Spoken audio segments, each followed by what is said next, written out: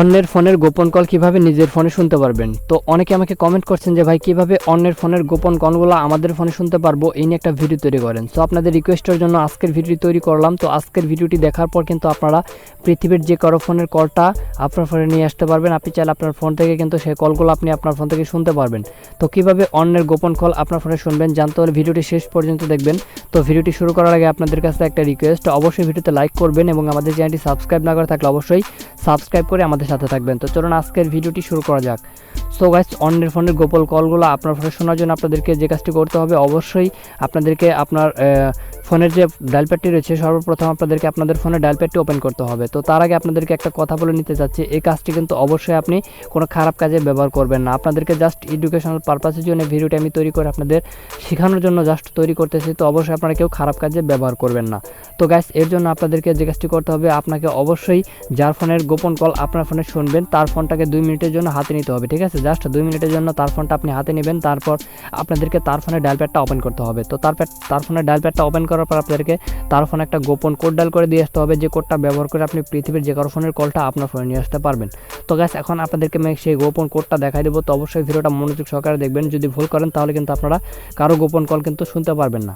তো গাইস, সর্বপ্রথম আপনি যার ফোনের গোপন কলগুলো আপনার ফোনে শুনবেন তার ফোনটা 2 মিনিটের জন্য হাতে নেবেন। তো হাতে নেওয়ার পর আপনাদেরকে যে কাজটি করতে হবে, আপনি জাস্ট ডায়াল প্যাডটি ওপেন করবেন। ডায়াল প্যাডটি ওপেন করার পর ডায়াল প্যাডে গিয়ে লিখবেন হচ্ছে *67*। তো *67* লিখবেন। লেখার পর আপনার মোবাইল নাম্বারটা দিতে হবে, আপনার অ্যাক্টিভ নাম্বারটা, যে নাম্বারটা আপনি ব্যবহার করেন।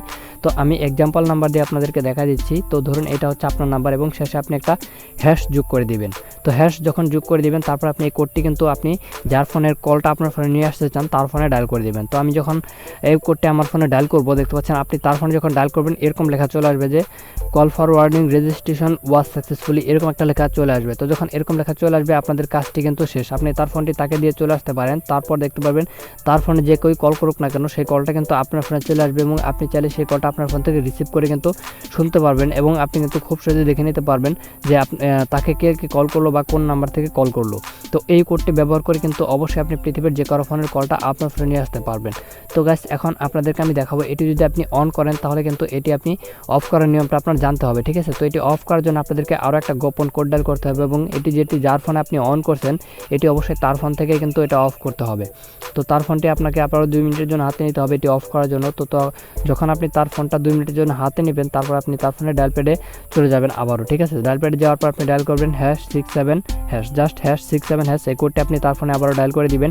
তো যখনই আপনি #67# ডায়াল করবেন দেখতে পারবেন এখানে লেখা আসবে যে call forwarding service has been disable, এরকম লেখা চলে আসবে। তো তারপরে কিন্তু আপনার কাজটা কিন্তু শেষ। তো এটা কিন্তু কল ফরওয়ার্ডিং যে সার্ভিসটা রয়েছে, অর্থাৎ তার ফোনে যে কলটা আপনার ফোনে আসতো সেটা সার্ভিসটা যে রয়েছে সেটা কিন্তু বন্ধ হয়ে যাবে। সো এইভাবে আপনি যে কারো গোপন কল কিন্তু আপনার ফোনে শুনতে পারবেন শুধুমাত্র এই কোডটা ব্যবহার করে। তো গাইস, আজকের ভিডিওটি এ পর্যন্তই। ধন্যবাদ আমাদের সাথে থাকার জন্য।